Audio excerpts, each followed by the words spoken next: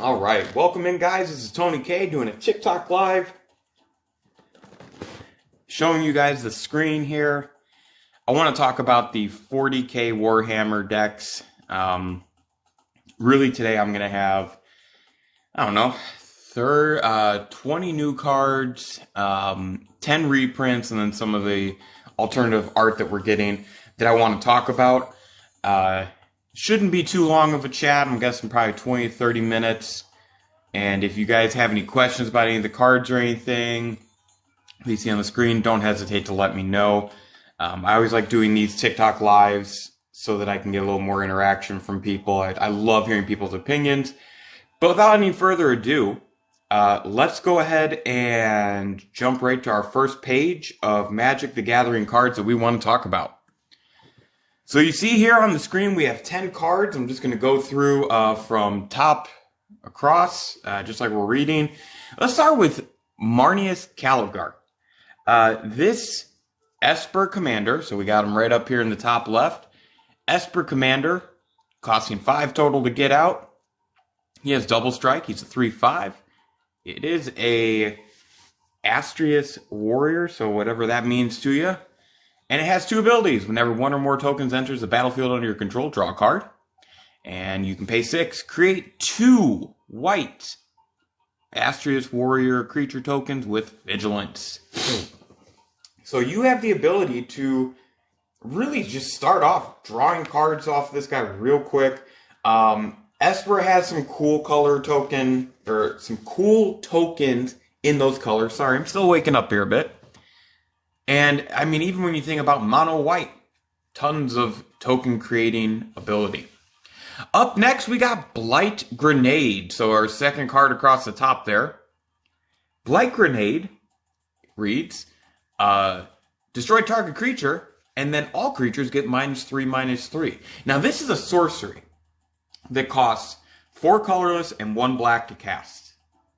And instantly, we see this card and we have to think to ourselves, oh, is that really a good card? And then you start really thinking about it. Well, yeah, actually, it's kind of decent. So first off, you get to destroy a creature. I think that's awesome. Look at the text. Destroy target creature. Doesn't say non-black, doesn't say non-artifact, doesn't say non-anything. It just says destroy target creature. Most of the time in Magic the Gathering, that's going to cost you 3. That's going to cost you 3 to cast. So that can get a little expensive. Then you have the -3/-3 for all creatures. That would also cost you about 3, sometimes 4 to cast on most spells. So you are coming out a little bit ahead here when you consider the mana value. You're getting 2 spells into 1 card. I thought this was a very cool design, and personally I like it a lot. So no complaints from me. Let's find our mouse here real quick, and let's talk about this bad boy right here. Scepter of Eternal Glory. Now, before I jump into this card, I want to remind you guys that this 40K Warhammer set is giving us a few cards that talk about if you control 3 or more of the same named land. This is one of the better cards of that idea. Scepter of Eternal Glory. So you are going to get rewarded in those monocolored decks finally. Love it. For 4, this legendary artifact has 2 tap abilities. One of them is add 1 mana of any color. The other one is add 3 mana of any 1 color. Activate only if you control 3 or more lands with the same name. So if you're playing a monocolored deck or a 2-color deck that lies heavily into 1 color, this is going to be a pretty good upgrade for most of those decks. And really after the second turn, I feel like it's going to start paying for itself. You're going to be ahead on mana. It is a 3 of, so it's basically a dark ritual when you think about it. A little foreshadowing there. Something cool to think about. Up next, one of my sleeper surprises from this set. There's a card that I think will be very popular amongst players as time goes on. Plague Drone. Not a lot of cards in Magic state that if an opponent would gain life, that player loses that much life. There are cards that say they don't gain life. And there is a few in black that allow you to really take advantage of player trying to gain life. This is no different. Forecast demon creature 3/3 flyer. It's really that ability, the Rot Fly, that does it for me. And finally, across the top row here, we have Necron Overlord. So another heads up for everybody. This 40k Warhammer set is doing a lot for the idea of black artifacts. It's doing a lot for that tribe or build, archetype, whatever the hell you want to call it. It's doing a lot for that. So if that's a build that you've wanted to try before, this is going to be the set for you. Possibly even that deck, and you can just do upgrades to it. But that's between you and the deck list. This reads for 4, 2 colorless, 2 black. It's a 2/5, and it is not a legendary creature. It reads, Relentless March, pay X and tap X, untapped artifacts you control, target opponent loses X life. There's a lot of ways you can get value out of this, including listening to me sip my coffee. So, I love this. If you have a ton of artifacts on the field, it doesn't say artifact creature, so you can use either or. You can get some good value, and it's tapping, it's not sacrificing. Very good card in my opinion. The 2/5 on him, the 5 toughness, I think is remarkably tough to deal with. So I think he's going to be a hard one to deal with as time goes on. Let's move to the bottom row. First card of the bottom row is Crypto Thrall. Sorry, I had a hard time with that. Again, artifact support is coming big time in this set, and Crypto Thrall is no different. 4 to cast, it is an artifact creature construct, it's a 3/3. Other artifact creatures you control have hexproof.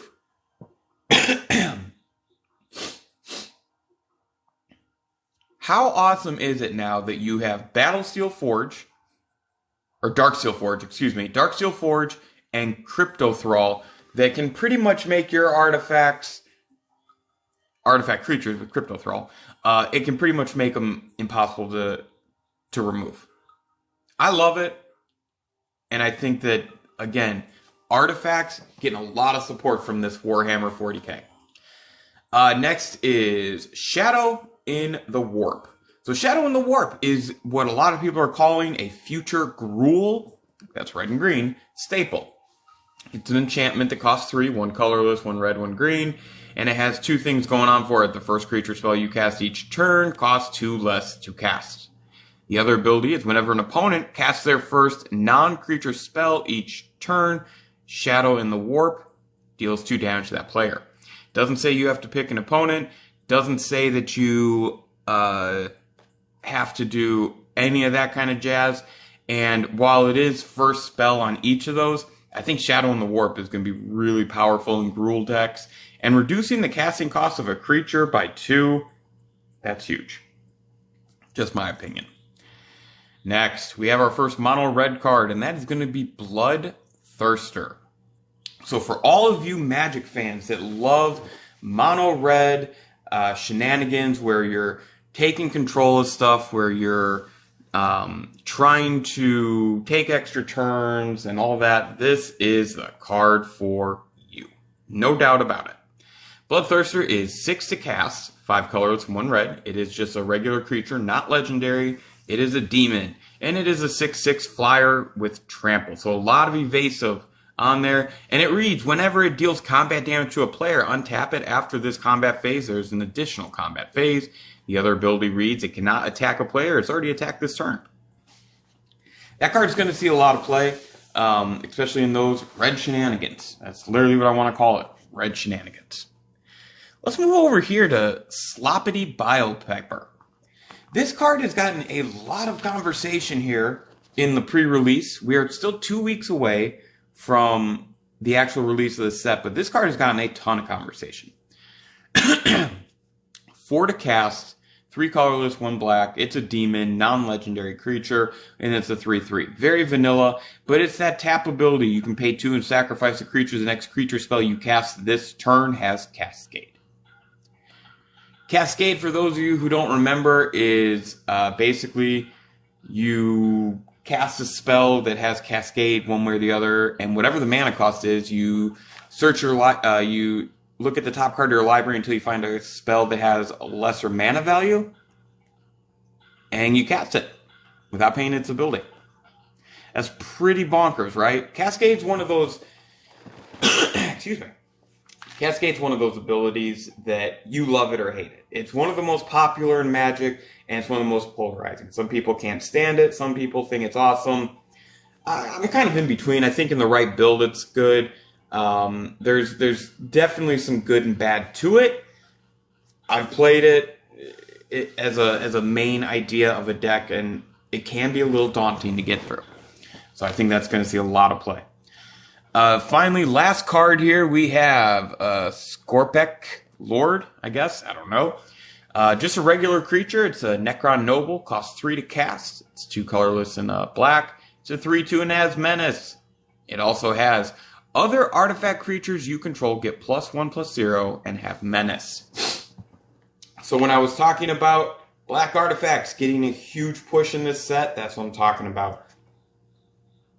These 2 cards on the right are bonkers when you think about black artifact, and then some of the other just artifact cards that are there to support artifacts or mono color decks with artifacts in it.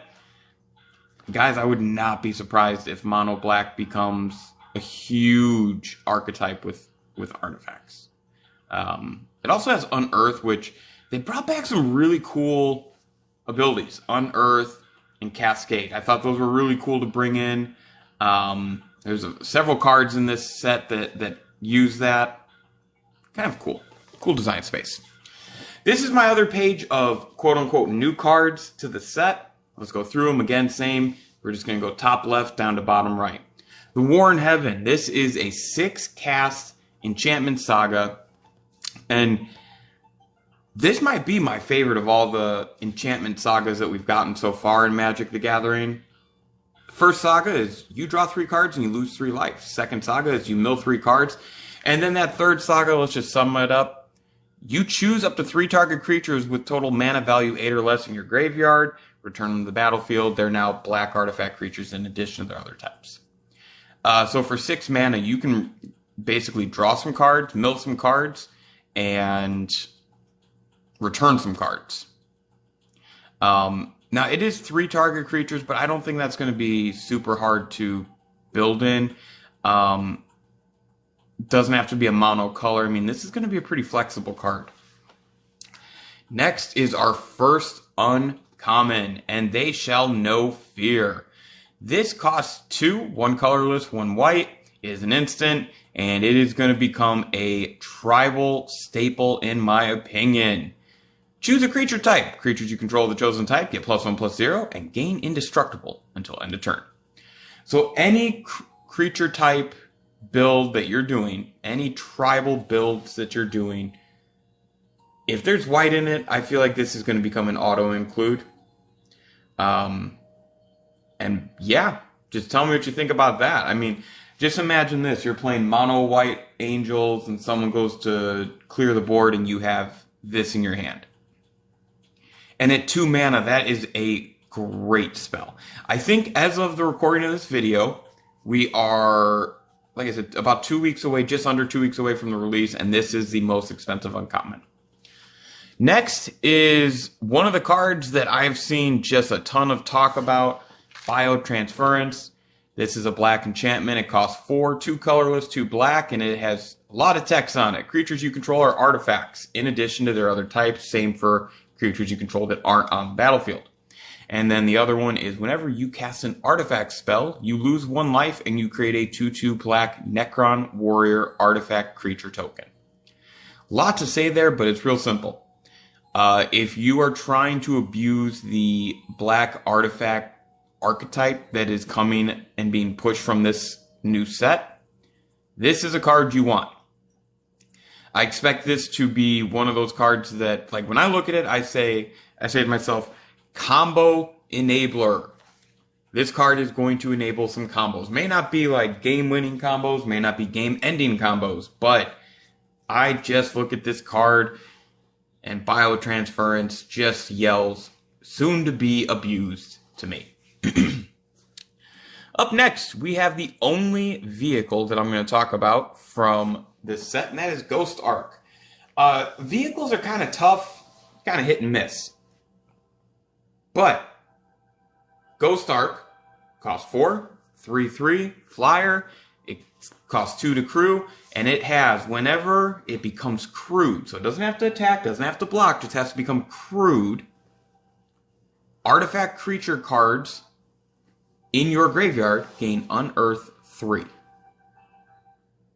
I was a little surprised after I read that a few times and realized, okay, there are some really good creatures that are artifacts.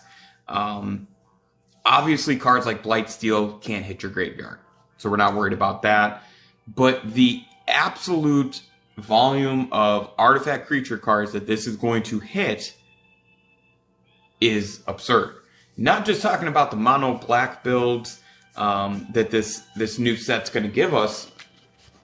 Let's talk about one of my favorite artifact creature commanders, Animar. So Animar has that ability whenever you cast a creature, put a +1/+1 counter on them, and your creature spells cost 1 less for each counter. Well, in an artifact build, you can quickly pump him up to get to free. This card is going to allow you to play those spells, but also replay those spells from your graveyard. And again, it just says when it's crewed, not when it attacks or blocks. That's huge. Also, doesn't say anything about once until end of turn, or once each turn. Up next, top right corner, we have our next uncommon, Blood Crusher of Corny, I don't know. So it's a 4-cast, 3 colors and a red, 3/3 Demon Knight with trample. Really what I like about it is it gives your other creatures trample. No kind of restrictions. It doesn't have to be a creature type, doesn't have to be a color. It is just creatures you control have trample. Love it. Let's move down here to Commissar. To Commissar Severina Rain. Now, I have 2 things I need to talk about this card. We're going to talk about the physical gameplay aspect and then the controversy around it. Physical gameplay aspect, this card looks really, really bonkers to me. 3 to cast, 1 colorless, 1 white, 1 black, 2/2 creature. It is a legendary creature. It's a human soldier. That's important to remember. Think about all the human and soldier creature types that are in those 2 colors. And it has, whenever it attacks, each opponent loses X life, where X is the number of other attacking creatures. Also has pay 2 and sacrifice another creature. You gain 2 life and you draw a card. I think that in black-white, this is going to become a powerful soldier general. I really believe in my heart this is going to be a powerful soldier general commander. Even in, go wide creature decks with those colors, I think this is still going to find a home. Let's talk about the controversy. Some people are stating that there's a resemblance between this card over here, this guy right here, and something that happened in Germany in the 40s and a very ugly time in our planet's history. I personally am not going to weigh in on how I feel about that. What I am going to say is, if there's someone at your table that is offended by it, be respectful. Do not be the person trying to play it, and I know a couple of guys that I play Magic with who would do this. Don't try and play it just to be a troll. The card itself is really good, in my opinion, and I will be building and playing it, but I also will have the ability, when I get this card, to cover up that art. Whether it's a different card art that I just X-Acto knife out and put on it, whatever it is. Maybe I put it on the sleeve. I don't know, but I will have something that if a player is not okay with that imagery, I don't force them to deal with it. That's a douchebag move, so don't be one of those. Let's move over to Death Leaper, Terror Weapon. This card got, I saw some people calling it the Timmy card of this set during previews. I don't know if I call it the Timmy card, but let's discuss it. It's a legendary creature, a Tyrannid, costs 4 to cast, 2 colorless, 1 red, 1 green. It's a 3/3 with flash and haste. Creatures you control that enter the battlefield this turn have double strike. Now, over the past few years, I would make an argument that attacking in EDH and winning through combat is actually a lot tougher. It's become harder and harder because there's so many ways to win the game now, things like that. Double strike is one of those attacking abilities or one of those creature abilities when it comes to combat that I don't care who you are, most players have a time in their playing life where it's like, I really like double strike, that's kind of cool. Giving your creatures double strike is pretty awesome. There is that Jund lizard that came out in one of the Commander Legends, in the first one, that like creatures with haste create a treasure token when they attack, something like that. This could go really well into that build. I like the card. I don't really care for the idea of like the Timmy cards or that whole moniker that people use. Just because I think that a lot of what you play in Magic is based on the comfort of your build. I have a friend who he plays very specific build types, but he uses almost every color. He wouldn't use a card like this, but if he was doing a Gruul attack deck, this would fit right into it. So I just, kind of weird to label that. And also, double strike on a board full of creatures that have haste and just enter the battlefield is nothing to sneeze at. Just saying. Let's move over to this card right here, Dark Apostle. So this is our red Cascade activator card. Dark Apostle costs 4 to play. 3 colorless and a red. It's just a regular creature. Looks like it's a warlock. Astardius warlock, I guess. I don't know. And it's a 3/3. It has pay 3 and tap it. The next non-creature spell you cast this turn has Cascade. So, whereas the black card I could see being more finding a home in those mono-black decks, I think this is actually going to be a multicolor, possibly like Is It or American Spellslinger style decks where if you can get some value off of those non-creature spells, go for it. Is a little expensive to cast at 3, but I think that in red, there's going to be enough ways to get value out of that. Between this and the black one, I think the black one is the better of the two. But yeah, it's still a very cool card.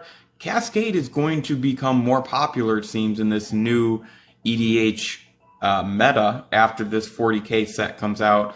So, you know, some of these cards, I don't think Dark Apostle is going to be that expensive once it releases. Prices are already dipping on all these cards. It's the same thing that happens almost every pre-release. Cards start really high, and then as we get closer to the actual release, they tank. Or they start dropping. Dark Apostle's no exceptions. Let's talk about a card that a little confusing on the creature type. Celestine the Living Saint. 5 to cast, 4 colorless and a white. It's a legendary creature. Human warrior, not an angel. Even though it does have angel's wings and looks like it's flying, whatever. It's a 3/4 creature. It has flying and lifelink. And, excuse me, the bottom there, very interesting. At the beginning of your end step, not each, yours. Keep that in mind. Return target creature card with mana value X or less from your graveyard to the battlefield, where X is the amount of life you've gained this turn. Any mono white, really any white deck that focuses on gaining a lot of life, if you have a heavy relying build on creatures, this is going to be an auto-include in my opinion. You don't have to tap it. You don't have to pay anything for it. It is truly just, you go in, you get the card. And it's not hard to gain life in mono white. Our final new card, also the final uncommon I want to talk about, is Deny the Witch. Deny the Witch costs 4 to cast, 1 colorless, 1 white, 1 blue, 1 black. It's an instant. It says counter target, spell, activated ability, or triggered ability. Its controller loses life equal to the number of creatures you control. On the one hand, I hate how expensive this card is, because I think saving that kind of mana to counter something is going to be tough in most gameplay situations. On the other hand, they reward you by giving you the option of spell, activated, or triggered ability. They also give you a little bit of extra bump with the player losing life equal to the number of creatures you control. Love it. This is one of the most frustrating cards for me of this set because, again, that mana cost is tough. I think it's going to be hard to, unless you're playing really casual games, I think it's going to be really hard to get great value out of this. But it's still a card that I just like the idea of countering something and then punishing my opponent with life loss equal to the creature I control. So let's talk about the reprints. I got 10 of them here. Just going to go through real quick. We got Chaos Warp. These are the 10 reprints that I'm most excited about. There are other ones in the set, but this is the ones I'm most excited about. Chaos Warp, I think that's a really good red card for Commander. Everflowing Chalice, one of my favorite mana rocks in the game. A little upset that they upshifted it into a rare, is what it is. That art, though, absolutely love it. Gilded Lotus, that's a really good card, and getting included here in a set that is going to want you to be able to create a lot of mana and mana rocks, it's pretty cool. Up next, we have Unclaimed Territory. It's a poor man's cavern. It is a poor man's Cavern of Souls. Doesn't protect him from being countered, but it is another way to get that mana you need for those creature decks. Skull Clamp. You know, between Skull Clamp and Everflowing Chalice, you figure Skull Clamp would be the one that would be upshifted to rare. But they did give us just the most amazing art possible. I love that art. Moving down here to the bottom, you see we got Hull Breach in the bottom left corner. Guys, Hull Breach gets slept on, in my opinion. I understand that it's a sorcery spell. I get it. But for 2, a red and a green, you can destroy either an artifact, an enchantment, or one of each. There is very few spells, in my opinion, in Gruul colors that give you that kind of option and value to destroy an artifact and enchantment. Just saying. Next, Chromatic Lantern. This is a card that, for me personally, if it's 3 or more colors in the deck, this is an auto-include. And sometimes it might be, if there's 2 or more colors in the deck, it's an auto-include. Or it's a possible include, I should say. It just depends on the build. But 3 and up, I think that Chromatic Lantern is awesome. These next few cards, we all know them. Dark Ritual. So Dark Ritual, I have tons and tons and tons of copies of. I actually bought a collection, I don't know, probably about 10 years ago, and the guy had 20 of them in there. They weren't, high-end prints, but Dark Ritual is a card that is just really strong. Again, mono black, and it can accelerate a lot of different things. I'm glad that they're reprinting it. I think that there's a lot of players who maybe aren't aware of just how good that card can be. Speaking of cards that are really, really good, Darkness. So Darkness is a common, and it is the black version of like Holy Day or Fog. 1 to cast, prevent all combat damage. Darkness needed a reprint, and it's funny because Darkness sits at about $7 to $8 a card. And then finally, one of my favorite blue cards, Aetherize. I really have always enjoyed this card since its first printing years ago. It's an instant. Yes, 4 can be a little expensive to cast, but it's 3 colorless and 1 blue. And you're returning all attacking creatures to their owner's hands. What's important about this card is it says it doesn't have to be creatures attacking you. So you could do a lot of weird things on other players' turns to get value out of it. Let's wrap this up here, guys, with some alternative art amongst cards. These next few slides are really just about the cards that have unique and different art for each of their printings. There's 4 decks total. One of them is monocolored, so it's not going to get the Commander Sphere or Command Tower. But you see across the screen here, Sphere and Tower each getting a different printing, or a different art printing based on what deck they're in. I thought that was a really cool idea, and it's something I actually hope they start doing for these Commander decks they release. I don't think it's a huge investment on WotC's part. It should be pretty easy, just my opinion. And then we have Arcane Signet getting the same treatment. And then finally, the Soul Rings. Soul Rings, every deck's getting one. I personally thought that this was a home run with the Soul Ring art. I really like that they tried this.